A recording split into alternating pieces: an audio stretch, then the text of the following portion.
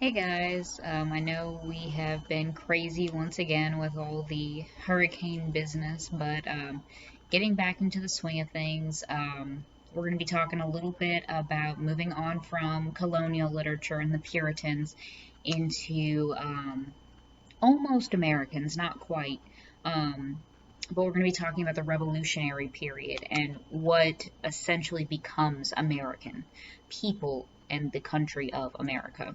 So, we're kind of ending the colonial period. We see that it's a really harsh era. We see that the people really suffered during that period. They had really strict beliefs, which they really had to survive. Um, but we're kind of ending that period. People are settled now. People are kind of finding their way and developing and thriving in the 13 colonies. Um, So one of the issues becomes that, remember, we're still Britain, because remember the colonies were established here with the literature we're talking about with Britain. Um, and America at this time is Britain, so all the colonists are British citizens.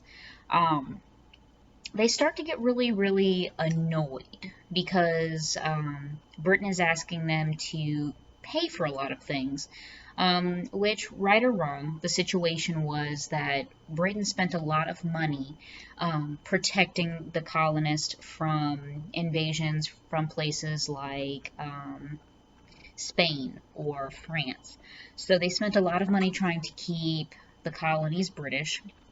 And the British, after a little, time had passed and they had used a lot of money to protect them, said, hey, look, we've spent a heck of a lot of money keeping you safe. We're going to need you to return the favor and give us a little money in return. And the colonists were not too keen on that because of the way the British went about it. So all of a sudden, the king of Britain at the time, which was King George, he starts putting taxes on the colonies. Lots and lots of taxes on things that, other, colonies and places didn't have to pay taxes for.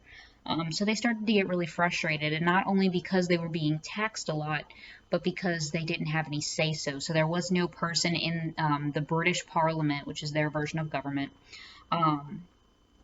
that was actually saying, hey, we the colonists think XYZ. There was nobody there to represent them. So that's where that phrase, taxation without representation, comes into play. And that becomes a big motivator for a lot of what happens leading up to what's known as the Revolutionary War, which is where the British colonies declare independence and become, or we fight the Revolutionary War, and then we actually win and become our own country, America. In this time period, we see a lot of shift from these really religious focuses with the Puritans into more of an age of reason and logic, and everything just needs to be really thoughtful and rational. That's a key word there. So this this time period, whether I call it the Revolutionary period or the Rationalist period, I'm talking about the same time frame. So normally people would call this rationalism, or the age of reason. But I may use it interchangeably with the Revolutionary period, because this is kind of the time period where the Revolutionary War is built up to, conducted, and concludes. So we see a lot of reason, and with that reason, you're going to have things that are more so nonfiction literature. You're going to see a lot of prose writing, so nonfiction or prose writing, which is basically not poetry, not fictional stuff. You're going to see documents, you're going to see speeches, you're going to see essays and pamphlets. You're going to see a lot of things that are trying to reason with people, which all revolves around that time period's name, rationalism, or the age of reason. So I'm hoping you're starting to notice that we are seeing like a really big shift. So again, with the Puritans and colonial literature, we're seeing a lot about religion and feeling. And then we're moving over to this other extreme where it's really about that reason and rationale, and just really, really, really being factual and nonfiction and, you know, having a lot of evidence and support. And the funny thing about American literature is it always swings back to the reverse. So we have super religious, emotional, you know, texts that are really about all the people working together doing their thing. Then we're switching over here to the revolutionary, or well, excuse me, not group. They are really, really focused on their individual selves after, in the afterlife. So they're worried about if they themselves are moving forward into heaven or not. Then we swing over here to the rationalist period. The rationalist period is going to be more so government-centered or group-centered, what's best for the entire group. So then we have another swing back to here for the next movement. So American literature always goes back and forth and back and forth. So we were here, we're over here. So we started individual, we're moving over to group stuff. So within that group stuff, there is actually more than just the British versus the colonies, because within the colonies there was actually two mindsets. There were the loyalists and the patriots. So the loyalists were the people, like the word sounds, who were loyal. They were loyal to Britain and wanted to basically make amends and not fight with Britain anymore and say, hey, look, you know, we're still British citizens. It is what it is. Like, we just have to make do. And then there were the patriots. The patriots were like, no, girl, like, we're done with you. We're breaking up forever. We're good. So obviously we know which side won. We know that the patriots won. A lot of loyalists at the end of the British period, the Revolutionary period, actually were kind of exiled, and a lot of them moved back to England, actually, or Britain. And we don't really hear from that group very much after the Revolutionary War has concluded. But of course, all of this stemmed from issues with Britain. Of course, those issues of taxation without representation. And of course, things started to get continuously worse and continuously worse and continuously worse. So when you look at the other videos I have posted, the history videos for you, it's going to kind of fill in some of these blanks. But I just kind of am giving you, again, a cursory look through the primary points I want you to kind of think about. And again, the videos are just going to give you a little bit more information. We are,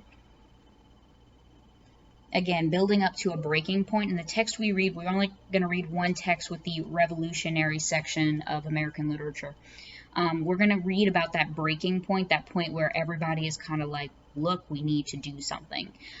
So again, pay attention to the history videos, because they are going to give you some of that background information that I won't necessarily cover, that I'll expect you to have an idea about after you watch the videos. And of course, those will constantly be up if you ever need to go back, if you need to rewatch them, if you need to slow them down. It is your prerogative. You are at home. You may listen to this as many times as you want. You may listen to those videos as many times as you want, but if you still have questions, you know where to find me. What we are going to do after that is tomorrow I'm going to have you, not tomorrow, today, excuse me, finish watching this, finish watching the history videos, and today being Thursday, we just got back to school today, Thursday. I would like you guys to write a paragraph. So I'm going to have the directions for this paragraph posted, but essentially what I would like you guys to do is either tell me how you think the revolutionary period and the colonial period kind of interact. Like, what do you think is going to be similar or different if you want to compare them? Or I want you to kind of think about what the revolutionary literature might look like. So we talked about how history kind of connects with the literature and it makes the literature what it is. So with colonial literature, we saw a lot of religion. We saw people focused on themselves. We saw that it was a really harsh way of life. We saw all that. We knew the history, but we connected it with that those two texts. So moving forward, think about how revolutionary literature's history might do the same thing. So again, either or, you can talk and compare the two, or you can talk about how the revolutionary literature might look. What do you think? And again, I want a paragraph. A good paragraph in high school, guys, looks about 7 to 9 sentences. So make sure that you're giving me your thoughts and your opinions. Make sure you're reviewing your grammar. Make sure that it looks like what you want it to look like and says what you want it to say. Because sometimes you guys write things so fast, you don't double check and make sure that it says what you want it to say, and then I start reading it and I'm very confused. So I'll let you know if I get very confused, but hopefully you guys are reviewing your literature, your writing. Oh, I'm crazy today, guys, sorry. So double check that writing. Please, please, please double check that writing. And tomorrow, Friday, I'm going to have some review videos up for you guys for the text we've looked at so far, because I want you guys to see what your classmates in person are saying, what they're doing well, and of course what some of you guys are doing well, because I am reading your stuff online. I may not have your grades completely accurate as of right now, but I am working on it, and I do read what you say. And I've been giving feedback slowly but surely over the last 2 weeks. And I'm going to continue to kind of get your grades right, continuing into this week. I'm hoping by the end of this week I'll have everything done. That way, it's anything new, that's the only things coming in that you need feedback from me. As always, guys, please contact me if you are struggling. I see most of you are participating every day and you're doing what you need to do, and I so much appreciate that. Some of you, I could use a little bit more participation from, to be honest. And if you know some of your friends who are not participating at all, encourage your friends to do their work, guys. My goal is for everybody to succeed, and I can't do that if you don't meet me halfway. As always, guys, again, contact me if you have any questions. I am totally here to help. And I'll be setting up office hours starting Monday of next week. I'm going to get you guys some information for that. I'm thinking Tuesdays and Thursdays. That way, we all kind of have the middle of the week to kind of get our stuff done. But I'm thinking Tuesdays and Thursdays, if that's okay with you guys. Let me know if you have any problems with that. I can make other arrangements. But I'm here to help. Let me help. I'm here. Be well, guys.